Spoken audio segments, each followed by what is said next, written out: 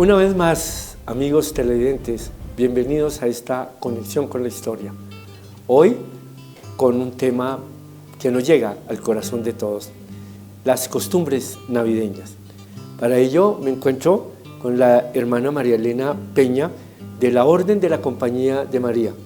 Hermana María Elena, muchas gracias por estar aquí para que refresquemos memoria y contemos muchas cosas de las que la vida nos ha permitido tener en las Navidades. Muchas gracias por la invitación, por poder estar aquí compartiendo con ustedes.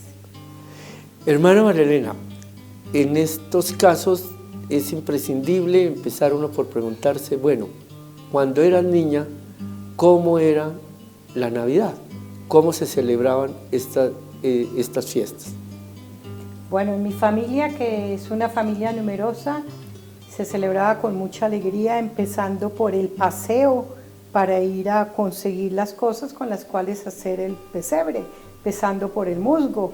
No teníamos la conciencia que se tiene hoy del daño que se hacía a la naturaleza, a la tierra, pero era mucha alegría conseguir el musgo para armar el pesebre, para poner todas las figuritas de los animales. Los arbolitos eran hechos con maticas, con cosas cogidas de la naturaleza. Y bueno, no podía faltar, por lo menos en el pesebre de mi casa, no podía faltar la Virgen, San José y el Niño Jesús desde la primera noche. Mi mamá decía, había que rezarle al Niño Jesús. Hoy se acostumbra que no, que se pone al final cuando ya el 24 casi que ni se vuelve a rezar nada. Pero, bueno, dos cosas al respecto. Una, el asunto de ir por el musgo. Claro, decía la hermana, no tenemos la conciencia. Sí, pero es que además no éramos tantos como hoy en día. Exacto. Y el ir a recoger esos elementos de la naturaleza, como se hacía tiempo atrás, de ir a recoger leña para cocinar. Aquí hemos recordado en este programa cómo en tiempos de la colonia, al fundar una ciudad, había unos ejidos que se reservaban justamente para que allí la gente fuera a coger leña. Hoy en día, pues, es otra la visión, el sentimiento y, por supuesto, el cuidado con la naturaleza. Pero en ese tiempo uno decía, huele a pesebre, cuando llegaba a una casa y encontraba el olor a musgo. Bueno, los tiempos cambian y ya miraremos algo más al respecto. Y sobre lo del niño, pues hay costumbres que cambian a veces de una familia a otra en una misma región, pero de una región a otra, por supuesto, y en la gran mayoría se acostumbra no colocar el niño, porque justamente es cantarle, esperándolo y como prepararnos de la mejor manera para la llegada del 24. Bueno, entonces venía el preparativo, la armada del pesebre. Creo que ese paseo se hacía como para el 8, el 7, el 8. ¿Sí? A partir de ahí. Ajá. Pero no solamente era el pesebre, estaba acompañado de todos los preparativos a nivel de comida. Entonces, claro. Por ejemplo, se hacían, no recuerdo el nombre exactamente que le da a mi mamá, una especie de buñuelos, pero de harina de trigo. Se comen calientes y con miel, con almíbar de azúcar. ¿Se preparaba el almíbar? Sí, en mi casa mi mamá lo sigue preparando. Yo también lo recuerdo, que preparaban el batido de la harina tal y con una cucharita, echaban en el aceite caliente y enseguida... Y un palito para revolverlos. Y luego eso se colocaba con almíbar. Sí, exactamente. Hoy en día hablamos más del natilla y buñuelos. Pero la natilla bogotana también era distinta, o es distinta. ¿Esa cómo era, hermano? Es una natilla blanca de maicena con dulce de mora, que es diferente a la que ya comúnmente se come, que es la antioqueña. Igual los buñuelos antioqueños. Bueno, ahí vamos viendo las riquezas que se presentan por esas tradiciones que cambian de una región a otra, de una ciudad a otra, en fin. Bueno, y en cuanto a celebración... celebración era muy importante la misa de gallo del 24 en la noche. No se podía faltar y se sabía que era a las 12 de la noche. Y la hermana es de Bogotá. Sí, de aquí. Con el frío de Bogotá y todo, pero la misa era a la medianoche. Ajá. Perfecto. Y además de la misa, el ritual que había en las casas, previo, con la novena. Ah, claro. La novena todos los días hasta el 24. y el reunirse en familia el 24 en la noche en la familia ampliada. La novena, pues sabemos que es, quien no la conoce, pues estas oraciones encadenadas que se hacen, todas expresando la esperanza por la venida del niño y la alegría. En ese caso, ¿qué se acostumbraba? ¿Quién la leía?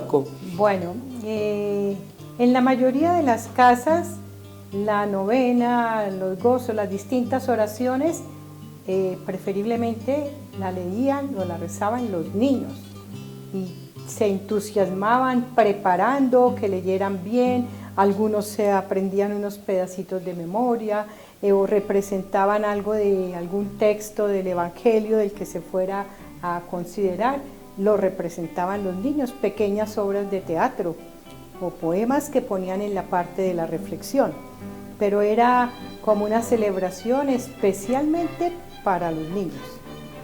Esto nos va poniendo de presente la riqueza, ¿no? de expresiones por este tiempo festivo tan bonito que es todo el preparativo y luego la vivencia de la Navidad, tiempo en el cual hay unas costumbres que son como el hilo conductor y en torno de ellas hay variantes en las familias como estas de hacer las representaciones, pero para la hermana es claro que los niños eran los personajes. Los principales. Los principales.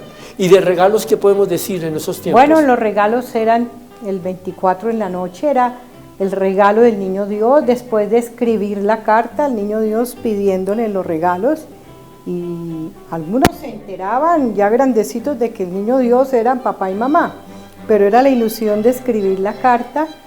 También se dejaba que al momento de repartir los regalos, bueno, muy pequeños se los ponían como debajo de la almohada, debajo de la cama, como escondidos, que los encontraran, pero ya más grandes, después de la cena del 24 en la noche, de la misa y de todo, se repartían los regalos, pero también se escogían los niños pequeños, no el más chiquito, sino medianitos, que fueran los que fueran entregando los regalos a los demás.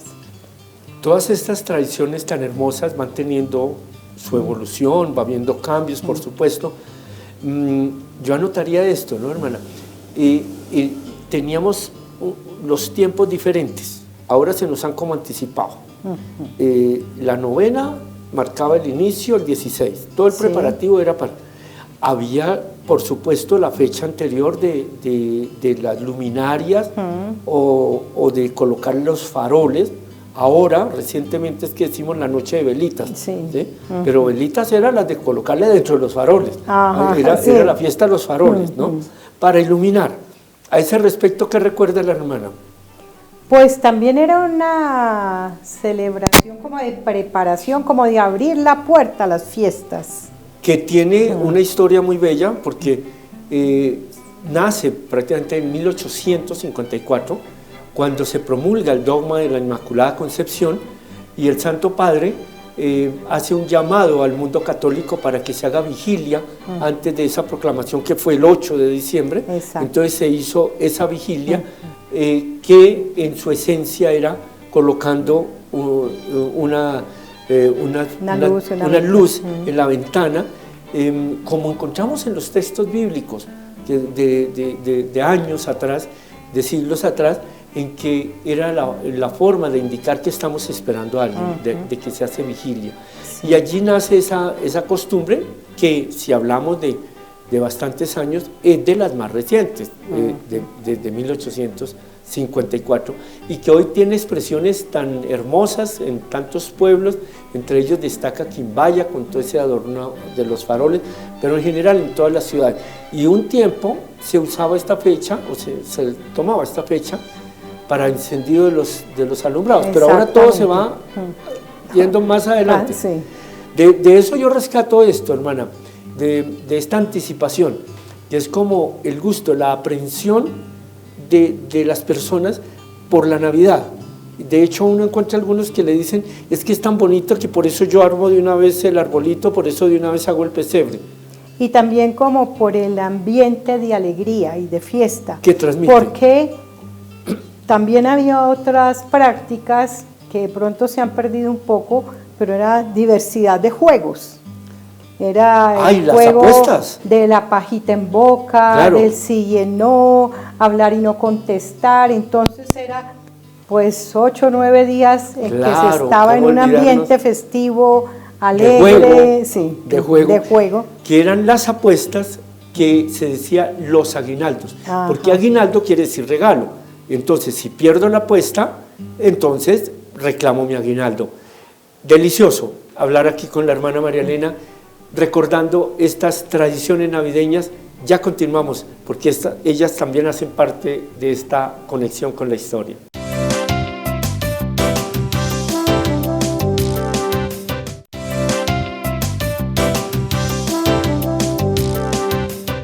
Bueno, amigos, qué gusto continuar acá en este diálogo, en esta plática sobre nuestras tradiciones navideñas, tan ricas, tan fuertes, y muchos de ustedes se estarían preguntando, bueno, ¿y por qué la invitada en este caso al programa de Conexión con la Historia es la hermana María Elena Peña? Pues bueno, develemos un poco el misterio. Es la rectora del Colegio de la Enseñanza. Hermana María Elena, ¿qué tiene que ver el Colegio de la Enseñanza? Para algunos lo saben, pero para muchísimos que no lo saben, ¿qué tiene que ver con estas prácticas navideñas? Bueno, pues sencillamente la práctica de la novena de Navidad que se reza en Colombia empezó en el Colegio de la Enseñanza. La fundadora del colegio, la señora Clemencia de Caicedo, tenía un asesor espiritual, el padre Jesús Larrea, un quiteño que escribió la novena al Niño Jesús, pues en 1700, no recuerdo exactamente, sí. Y él era el asesor espiritual de doña Clemencia de Caicedo. Ella le pide la novena y bueno, ella muere antes de la fundación del colegio, 4 años antes de la fundación del colegio, pero se ve que su sobrina, que es la que sigue adelante con la obra, y las primeras religiosas la conocen y empiezan a enseñarla a las alumnas. De las alumnas pasa a las familias, entonces la difusión de la novena, de la práctica de rezar la novena de Navidad empieza en el Colegio de la Enseñanza.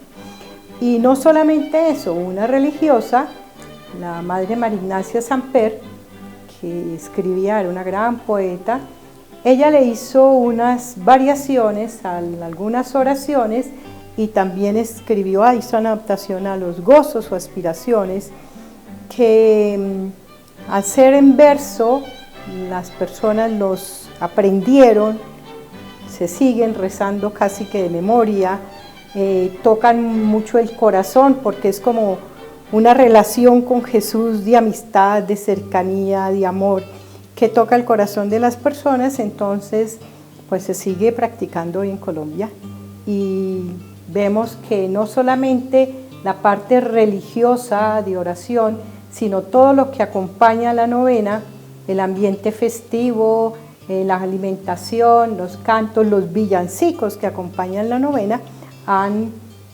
tocado la identidad de los colombianos.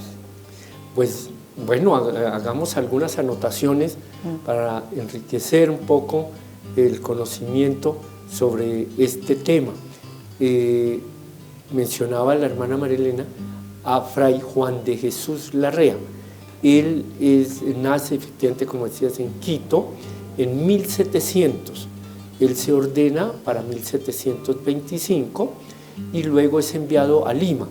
Y allí conoce algunos textos, conoce algunos materiales, uno que tiene que ver con aquello de las antífonas de la O, y compone esa novena. Cuando él regresa a Quito, viene, sube, luego pasa a Popayán y luego llega a Santa Fe, y es donde se hace confesor de quien quería fundar el Colegio de la Enseñanza, que funda el colegio y funda también la comunidad. Funda la comunidad. La comunidad. Siendo una mujer casada y funda la comunidad. No vino ninguna religiosa a fundar la comunidad. Sino ella todo fue por correspondencia. Su segundo esposo era un español. Cuando ella habla que quiere hacer algo por la educación de la mujer de Santa Fe de Bogotá, él le dice que conoció en España unas religiosas dedicadas a la enseñanza y empieza la correspondencia y es una fundación que se hace por correspondencia. Y ahí como curiosidad, pues bueno, había quedado viuda, vuelve y se casa ella, el primer esposo había sido de buenos recursos, el segundo igualmente, y ella queda como una mujer acaudalada y piensa en qué obra puede realmente destinar toda esa fortuna de que ella fallezca porque no tenía hijos, ¿verdad? No, tuvo un hijo que murió a los 4 años bueno, de su primer esposo. Un hijo de 4 años. Y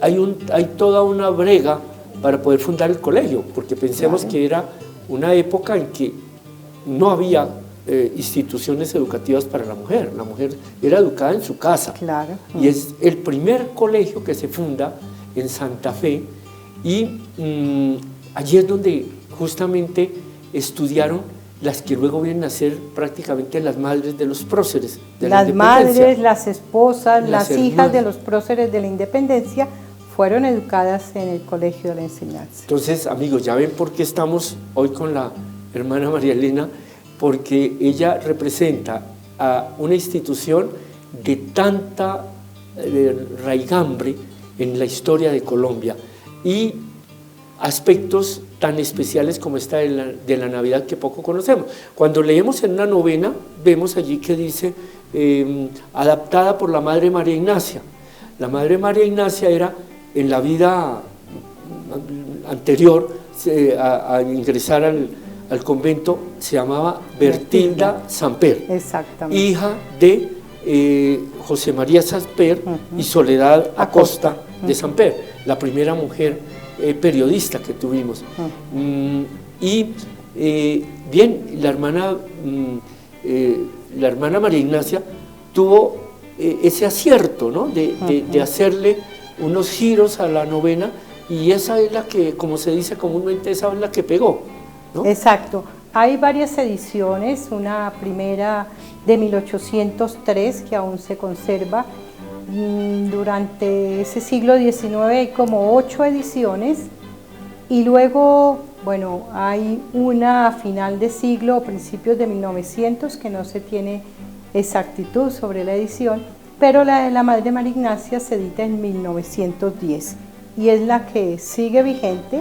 Claro, hoy en día hay distintas reflexiones adaptando la novena como a la realidad de la familia, del país, de todas las problemáticas que tenemos, pero lo nuclear de la novena permanece. No, y sin embargo el apego a la original también se mantiene. Sí, exacto. En años más bien recientes, el Instituto Caro y Cuervo hizo una edición similar, muy bella, de la novena, y hoy vemos con entusiasmo cómo la devoción, porque además de hablar de la novena, tenemos que referir la devoción que hay en hacer la novena, los 9 días de oración, y se ha extendido a Venezuela, se ha extendido a Ecuador, y los colombianos que han viajado al exterior, ya hay colonias en Estados Unidos, partes. En Europa, y familias que se reúnen a rezar la novena,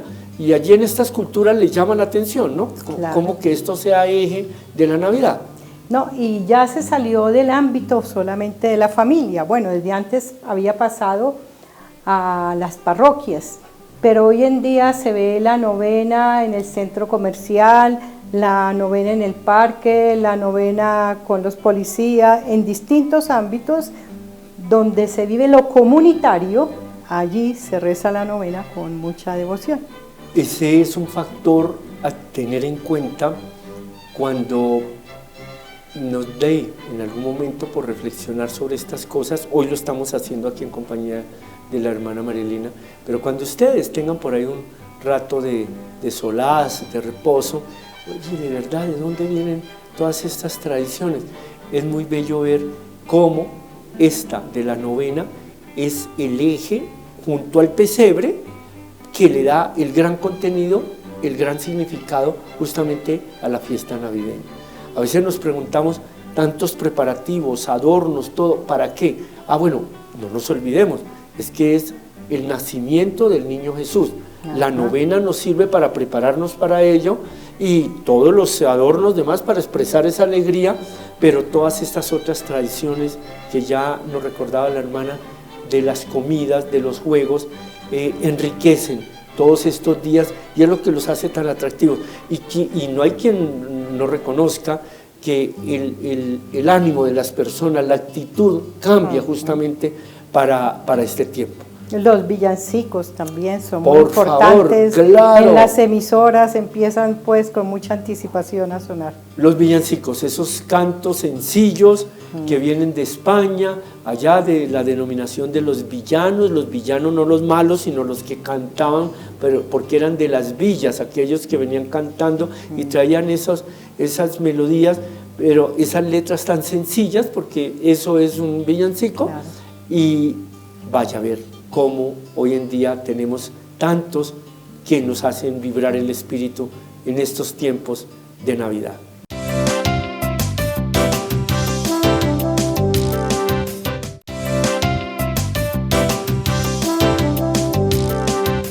Bueno amigos, seguimos en conexión con la historia, hoy felizmente con la hermana María Elena Peña, que como ya hemos visto, representa toda una historia muy importante dentro de estas tradiciones navideñas, como quiera que es el centro allí, el foco donde surgió la devoción por rezar la novena. Gracias a esa novena que había escrito Fray Juan de Jesús Larrea, que se la entrega a la fundadora y por eso queda allí depositada en ese colegio, que la guarda con mucho celo y luego la empieza a practicar, la va difundiendo y eso nos lleva hoy a pensar en algo muy importante, hermana María Elena, que es cómo vivimos nuestro patrimonio. Hablamos de nuestras costumbres, tradiciones, pero hay un término cultural que abarca todas estas costumbres, que es el patrimonio. Veníamos hablando del patrimonio material, hoy en día hablamos del patrimonio inmaterial y la novena de aguinaldos es un patrimonio de los colombianos. ¿Qué podemos hacer de la...? Ya he escuchado que se habla del patrimonio vivo. Es una forma que se está enfatizando ahora, sí. Correcto, Ajá. Sí, el patrimonio vivo, porque dentro de la definición de patrimonio inmaterial está pues el que sea vivo. Y es un hecho contundente que la novena está viva por todo el territorio nacional. Bueno, pues te cuento que hace 6 años, el 23 de abril, se celebraron los 230 años de fundación del Colegio de la Enseñanza. En esa ocasión, Monseñor Germán Pinilla, en un acto académico que presentó el aporte de Clemencia de Caicedo, nos planteó a todos los asistentes el que se postulara la novena de Navidad para ser reconocida como patrimonio inmaterial de los colombianos. Eso nos quedó resonando, preguntamos cómo se hacía eso y el primer paso era hacer una investigación histórica para dar como todo el fundamento. Le pedimos al Instituto de Historia de la Universidad Santo Tomás que nos colaborara en este esfuerzo y así se hizo. Fue un proceso largo, pero enfocado en la difusión, cómo fue el proceso de difusión de esta práctica de la novena de Navidad. Se logró, se editó el libro, se publicó, se hizo su lanzamiento y ya con este material empezamos a trabajar con el Ministerio de Cultura en los formatos y los requisitos para postular la novena de Navidad para ser reconocida como patrimonio inmaterial de los colombianos. Camino que se está recorriendo y que por supuesto somos muy optimistas de que va a fructificar, porque ¿quién no ha asistido a una novena de aguinaldos en Colombia? Y antiguamente se decía novena para el aguinaldo del niño Dios, que era el nacimiento, pero van cambiando el lenguaje, va cambiando en algunos detalles todas estas tradiciones y definitivamente la novena de aguinaldos está ahí en el eje, en el centro. Es la que congrega y en torno de ella pues todas las otras expresiones gastronómicas, folclóricas si se quiere, también de la música, de los sainetes, en fin, las representaciones. tanto que mueve en todos los rincones del país, en las veredas, en las cabeceras municipales, como bien anotadas ahora en los centros comerciales. La novena está allí presente porque se elige. De manera que todos aspiramos a que ese proceso fructifique, ¿verdad, hermana? Sí, no solamente es esta práctica de religiosidad popular que está centrada en el misterio de la encarnación de Jesús, sino, como lo dije en algún momento, impactó la identidad de los colombianos. Es decir, tocó no solamente lo religioso, sino las costumbres. Las costumbres alimenticias, las costumbres de las fiestas, toda esta parte la impactó la práctica de la novena de Navidad. Y se puede decir que no hay colombiano que no conozca y que no vibre con esta celebración del tiempo de Navidad. Que es muy fuerte y muy variado, inclusive las horas en que se reza. Hay muchas partes en que se reza a la madrugada. Ajá. Gente que lo hace con devoción antes de irse a su trabajo, antes de ir al estudio, a sus labores. Primero se reza la novena, en otras es al mediodía, en otras en la tarde, en la noche. Bien, pues bueno, esa es una de nuestras costumbres más fuertes y en torno a las cuales están todas las demás en Navidad. Las costumbres van evolucionando, lo hemos dicho varias veces aquí en este programa, y una de ellas en que se está ahora promoviendo y que estamos retomando, porque en otras partes se hacía, es la de la estrella de Belén. Hay símbolos que se generalizan, pero que luego como que perdemos el momento, su ubicación, y se invita a que retomemos la práctica de colocar una estrella en la ventana de la casa, en la ventana del apartamento, si se tiene luces, se quiere que sea en lo alto, y por eso el llamado es a que mostremos nuestra fe, nuestra creencia, nuestra alegría por este tiempo, colocando una estrella. Se nos invita a que sintamos este mensaje. En esta Navidad, la estrella de Belén llega a mi hogar. Una estrella debe estar desde el 24 de diciembre en la noche hasta el 6 de enero en la ventana, puerta o techo de mi casa. De manera que es la invitación a enriquecer nuestras prácticas, en otras partes es a revivirla, de recortar una estrella como esta para la ventana, otra para el mismo pesebre, o de otra forma como esa estrella, también para que mostremos en la noche del 24 que ese es el punto culminante del nacimiento de Jesús y que ahí empieza el tiempo de Navidad, porque estamos antes en Adviento, luego a partir de la Nochebuena, término que ojalá todos ayudemos a rescatarlo y a fortalecerlo, la Nochebuena, que era la que llevaba a la misa de gallo. Ajá. Y luego empezamos el tiempo de Navidad hasta el 6 de enero, donde empieza la Epifanía, con esa manifestación de Dios que es lo que significan los Reyes Magos. A mí me ha parecido muy bonita esta propuesta porque es reconocer a Jesús como la luz del mundo, pero que también nos invita a hacer luz. Entonces, que en esa noche cada integrante de la familia pueda decir: ¿cómo quiero ser luz en mi familia? Y cómo como familia, cómo ser luz para esta sociedad y cómo pedir la luz para esta patria que tanto lo necesita. La Navidad, las representaciones de la Navidad, fíjate que están marcadas sobre todo de la noche. Y por eso la luz que mencionas es la estrella, la representa esa luz en la noche, porque en la noche es cuando tenemos que nace Jesús y viene a hacer eso, luz para el mundo.